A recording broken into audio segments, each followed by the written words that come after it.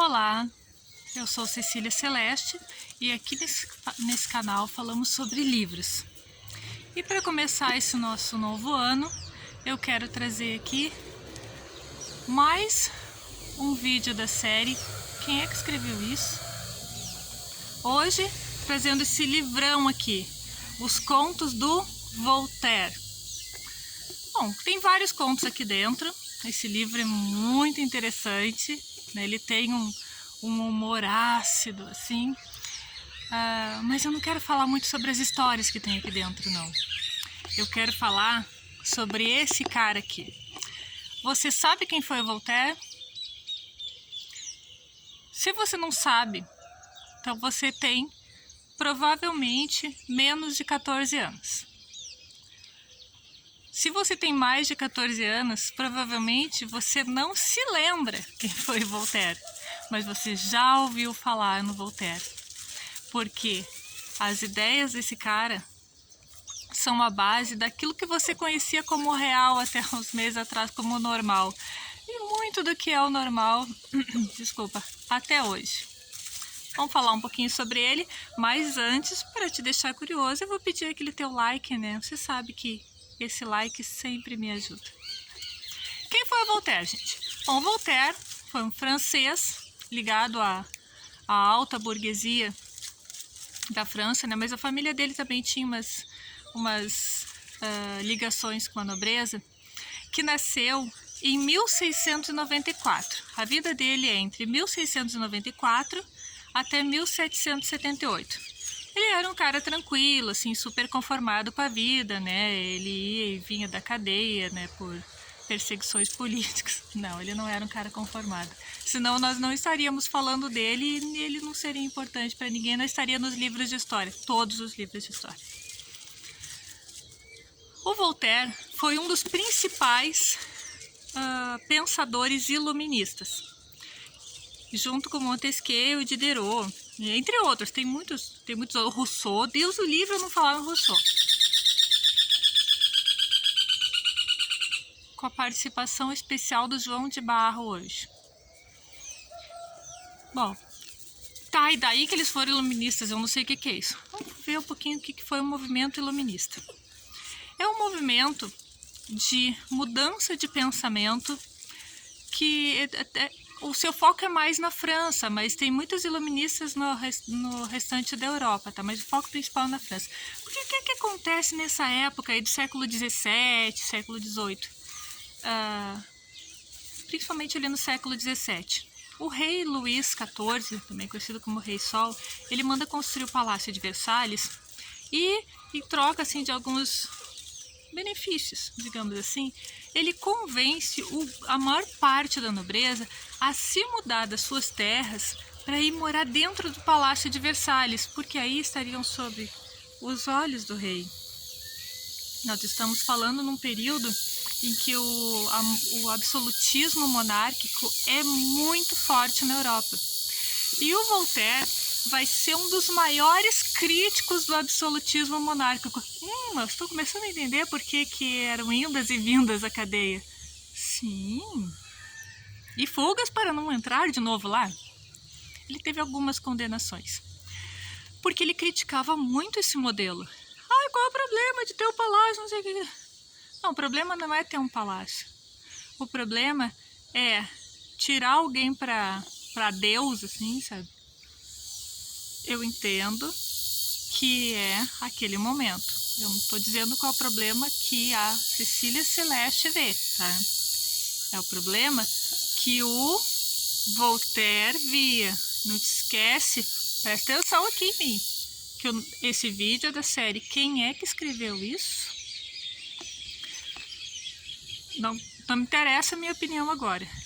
O Voltaire achava o fim da várzea, com outros termos, é claro, todo o poder de uma sociedade ficar concentrado nas mãos de uma única pessoa, e essa pessoa ter o direito sobre a vida de todo mundo. Era isso que o Voltaire criticava, e seus colegas também.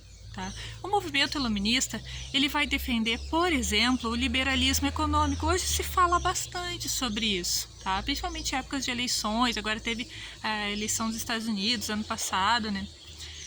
Então, o que é o liberalismo econômico? É a ideia de que o Estado, o governo, o Estado não tem que interferir na economia, que o mercado tem que ser livre para se adaptar aos seus altos e baixos. Né? Também, cada pessoa tem um pensamento diferente sobre essa ideia. E o Voltaire e os seus colegas, né, pensadores iluministas, eles defendiam que sim, que o Estado não tinha que interferir na economia. Não estou trazendo pauta aqui para discussão. Esse vídeo é quem é que escreveu isso? Quem escreveu, tá, essas ideias? Nesses contos elas estão muito sutis, né? Crítica ao absolutismo, né? Crítica a essa concentração do poder. Nos contos elas estão sutis, mas elas aparecem, tá? São pessoas que estão vivendo um momento em que a sociedade está estagnada. Nós temos aqui uma burguesia crescendo, ficando muito rica, mas ela não tem poder de decisão dentro da sociedade. Né? Tem que ficar à mercê de um grupo de famílias. Que o sujeito nasceu nobre, beleza, então ele manda, o resto obedece, mas poxa, tu que está financiando aquilo ali. Então, é o pensamento deste grupo. Eles têm outras linhas também. O Voltaire defendia muito a liberdade de expressão. Se tu tem a concentração de poder na mão de uma pessoa ou de um grupo, a tendência é a liberdade de expressão subir. Tu não ter mais o direito de opinar. Tá, tudo bem que eu penso assim, que a opinião é aquela coisa que cada um tem a sua, né? Mas impedir a pessoa de opinar, de discutir, aí extrapola, né, os limites do aceitável.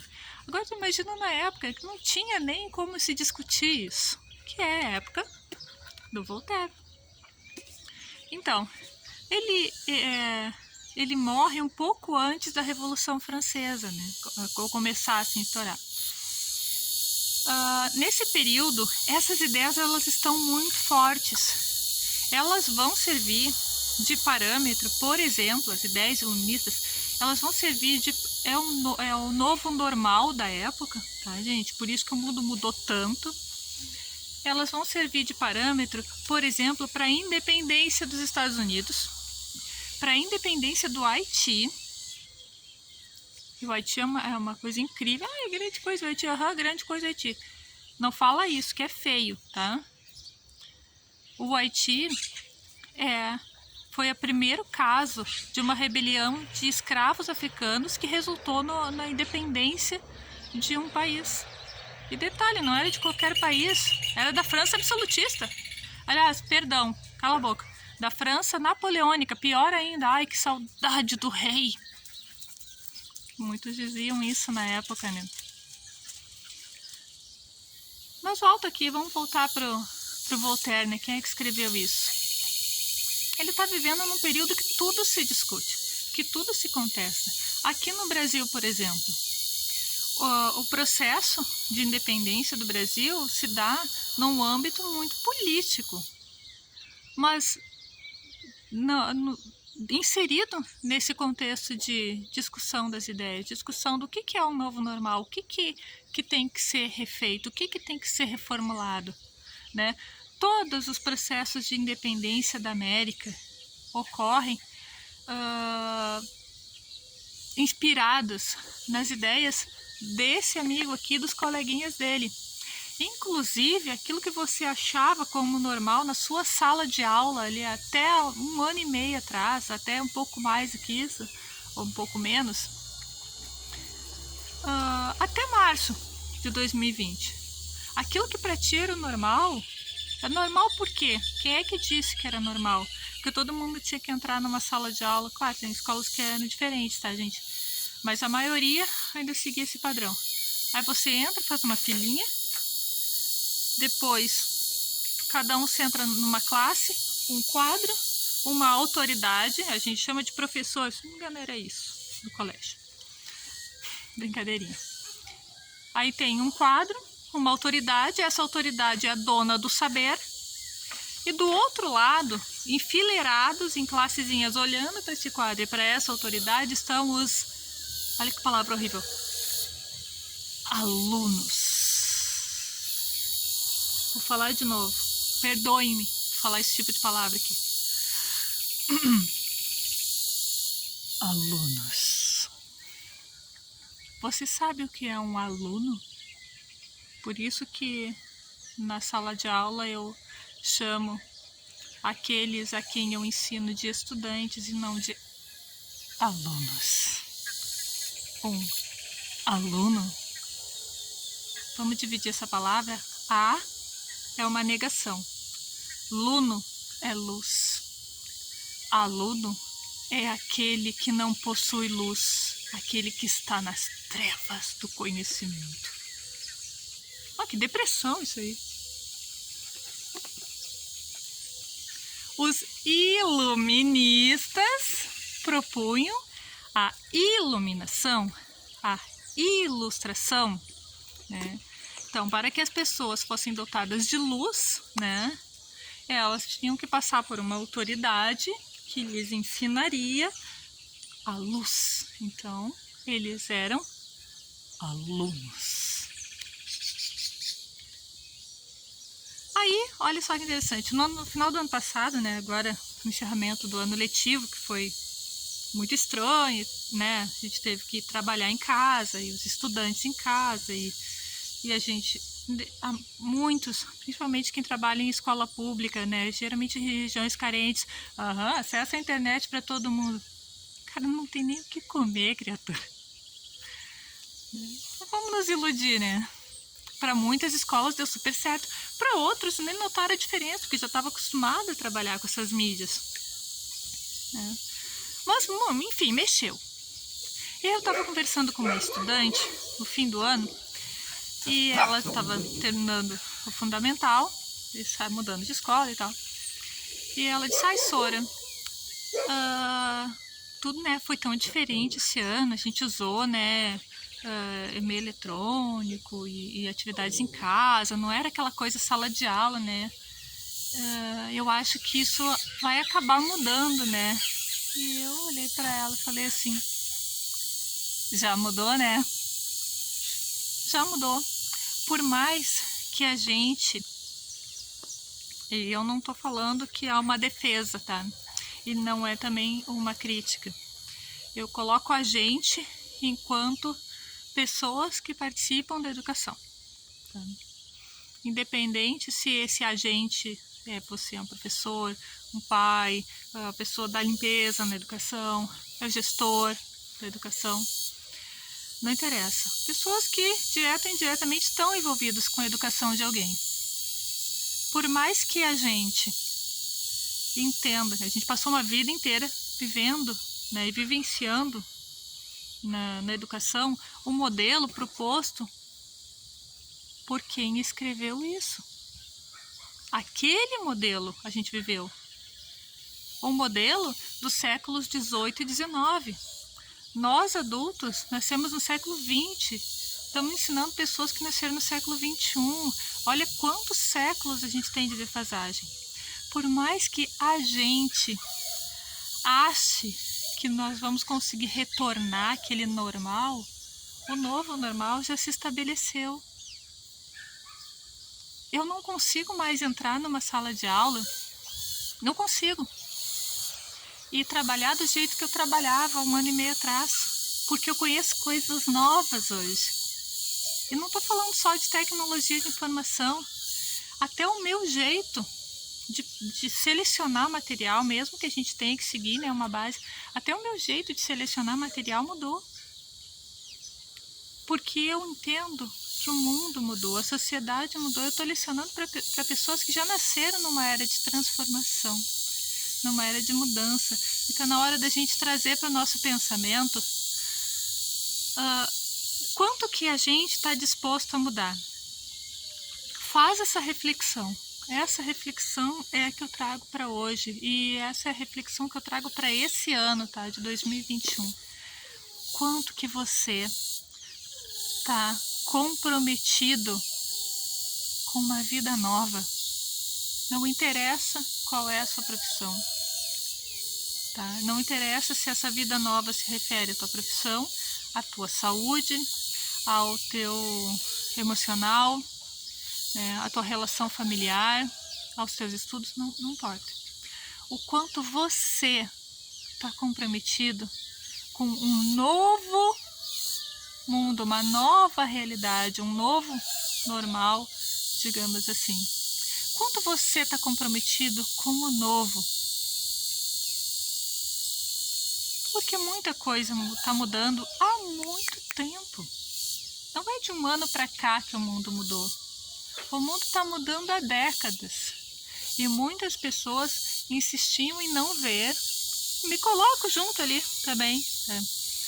Essas mudanças, né? O vídeo anterior eu falo sobre um livro que eu descobri no ano passado, que era de 9 anos atrás, né? Aquela edição pelo menos. E tratava de assuntos de 20 anos atrás. Então, a coisa estava caindo de maduro há 20 anos. E eu não tinha me dado conta. Então, eu também preciso fazer essa reflexão. Do quanto que eu estou disposta, né, a aceitar que o mundo mudou. Do quanto eu estou disposta a ser protagonista da mudança e não entre aspas, né, a vítima da mudança. Ai, o mundo mudou, olha só, coitadinho de mim, bibi. Não, toma pra você. É uma chance, né, que o universo está te dando de te reinventar, de te reconstruir, de te conhecer melhor. O quanto você está disposto a mudar. Se você atua na área de gestão escolar ou quer atuar nessa área, eu quero fazer aqui a minha propaganda. Eu estou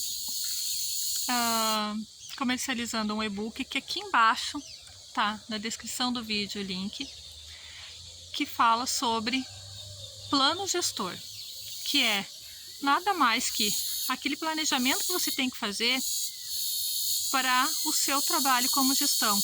E ele é focado na gestão de espaço físico, ou seja, a questão do patrimônio, a questão do ambiente, né? Porque isso demanda uma carga energética muito grande para quem atua com gestão. E ali eu trago tanto a minha pesquisa na pós-graduação, quanto a minha experiência em diferentes empresas que eu atuei, tá? Inclusive quando eu atuei fazendo inspeção, auditorias, essas coisas assim. Inventários, muitos inventários. Se você quer, né, entrar nesse novo normal, se você entende que você é protagonista do seu novo normal também, e está com dificuldade para estudar, eu quero ler o plano gestor de um jeito que seja, né, efetivo para mim, né? Tem também um outro e-book que também está o link aqui embaixo. Esse é gratuito, que é o Como Estudar de Forma Eficiente, tá? Eu espero que esses materiais ajudem você e eu espero que você, principalmente, se ajude nesse ano. Gostou desse vídeo?